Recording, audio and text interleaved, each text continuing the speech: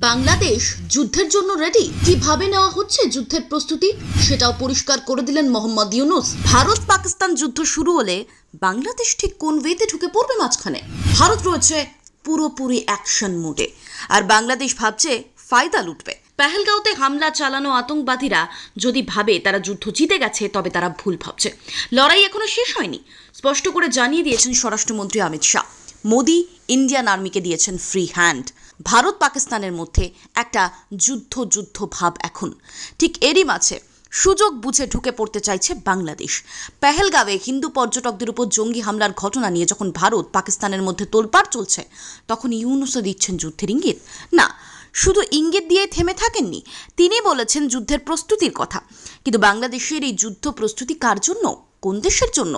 যে পাকিস্তান থেকে একদিন স্বাধীন হয়েছিল বাংলাদেশ, যে স্বাধীনতা বাংলাদেশকে এনে দিতে পাশে দাঁড়িয়েছিল ভারত, আজ কিনা অন্তর্বর্তী সরকার সেই পাকিস্তানের সঙ্গেই সখ্যতা বাড়িয়ে গলায় গলায় ভাব করে কার্যত তাদের কাছেই মাথা নত করছে। তাহলে ভারত পাকিস্তানের যুদ্ধ বাদলে কি বাংলাদেশও সেই যুদ্ধে ঢুকে পড়বে? তলে তলে কি এমনই ছক কষছেন ইউনূসের দেশ? মনে করিয়ে দিই, হাসিনা সরকারের পতনের পর বাংলাদেশের সংখ্যালঘু হিন্দুদের উপর অত্যাচার নিপীড়নের ঘটনা এক নয় একাধিকবার সামনে এসেছে। পরিস্থিতি হাতের বাইরে বেরিয়ে গেছে। হিন্দুদের বাড়ি ঘর ভাঙচুর, দোকানপাট লুট, এমনকি মন্দিরে অবধি হামলার ঘটনা ঘটেছে। সবটা ইউনূসের নাকের ডগায় হয়েছে। অন্তর্বর্তী সরকার পুরো বিষয়টা নীরব দর্শক হয়ে দেখেছে, কিন্তু তারপরেও ভারত বাংলাদেশকে সবক শেখায়নি, পাওয়ার দেখায়নি, বরং দুটো দেশের মধ্যে ইতিবাচক গঠনমূলক সম্পর্ককে প্রাধান্য দেওয়া হয়েছে।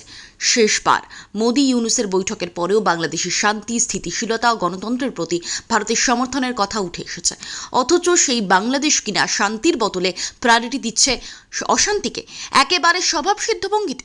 না হলে ইউনূস বলতে পারতেন না, যুদ্ধ প্রস্তুতি অনেক সময় যুদ্ধের দিকে নিয়ে যায়, যুদ্ধ প্রস্তুতি নিয়ে আমার ঘোরতর আপত্তি রয়েছে।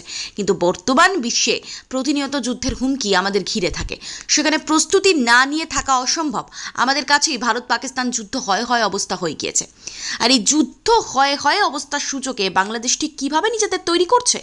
সকালের খবরে দেখলাম আজই যুদ্ধ শুরু হয়ে যাবে, হয়তো গুজব। এমনই পরিস্থিতিতে বাস করছি।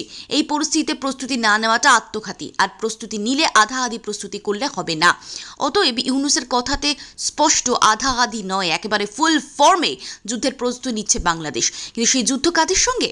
এরপরে যে জল্পনা শুরু হয়েছে, ভারত পাকিস্তানের মধ্যে যুদ্ধ শুরু হলে বাংলাদেশ কি নাক গলাবে? এক্ষেত্রে বিশেষজ্ঞদের একাংশ বলছে, বাংলাদেশের সঙ্গে ভারতের সুসম্পর্ক থাকলেও গত বছর শেখ হাসিনার সরকারের পতন ও মোহাম্মদ ইউনূসের নেতৃত্বে অন্তর্বর্তী সরকার গঠনের পর সেই সম্পর্কের অনেকটাই অবনতি হয়েছে। অন্যদিকে পাকিস্তানের সঙ্গে দিনকে দিন সখ্যতা বেড়েই চলেছে বাংলাদেশের। তাই ভারত পাকিস্তান যুদ্ধ বাদলে বাংলাদেশ যদি পাকিস্তানকে সাহায্য করতে এগিয়ে আসে, তাতে খুব বেশি অবাক হওয়ার কিছু নেই। কিন্তু আসল কথা হলো, ভারত পাকিস্তানের বিরুদ্ধে কোন পথে কি স্টেপ নেবে সেটাই যথেষ্ট কনফিডেন্সিয়াল। সেখানে কিনা বাংলাদেশের ঘুম উড়ে গেল যুদ্ধের কথা ভেবে। অনেকেই বলছে বিষয়টা ঠিক এরকম নয়। ওই যে কথায় বলে, যার বিয়ে তার হুঁশ নেই, পাড়াপড়শির ঘুম নেই। বাংলাদেশের পরিস্থিতিও যেন খানিকটা সেরকমই। Bureau report, Bengal live.